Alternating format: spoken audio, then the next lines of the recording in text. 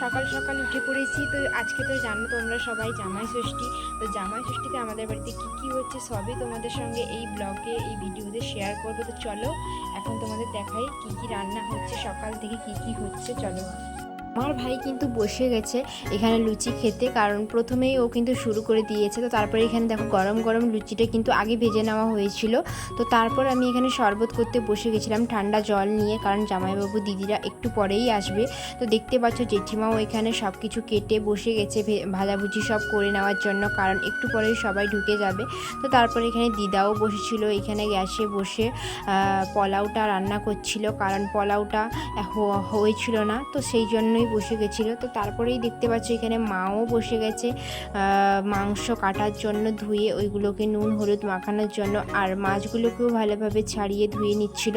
তো তারপরে এখানে কিন্তু সব রকম জোগাড় হয়ে গেছে, দেখতে পাচ্ছ দূর্বা চাল ধান সব কিছু এখানে জোগাড় যন্ত্র করে নিয়েছিলাম। আমি ঠান্ডা জলে শরবতটা করে রেখে ফ্রিজের মধ্যে ঢুকিয়ে দেবো, তাই জন্য আগে থেকে করে রাখছিলাম। তো দেখো এখানে আমি কিন্তু পোলাওটা টেস্ট করে নিচ্ছিলাম যে মিষ্টি নুন সব কিছু ঠিক আছে কিনা।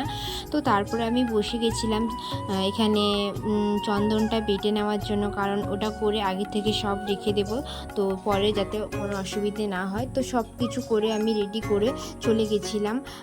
জেঠুর এখানে জামাই ষষ্ঠী হবে, দিদা জামাই ষষ্ঠী দেবে, তো সেটারই এখন জোগাড় যন্ত্র হচ্ছিল। তো খাবার দাবার এখানে কিন্তু ভালোভাবে সাজিয়ে দেওয়া হয়েছে। তো দেখতেই পাচ্ছ 4 রকমের মিষ্টি রয়েছে, ফল রয়েছে, আম রয়েছে, এখানে তরমুজ রয়েছে, তো আলুর তরকারি, লুচি, আর তার সঙ্গে ক্ষীরমালাই আর অনেক কিছু। তো তারপরে দেখতেই পাচ্ছ এখানে কিন্তু জামাই ষষ্ঠীর পর্ব শুরু হয়ে গেছে, জামাই ষষ্ঠী দিচ্ছিল দিদা।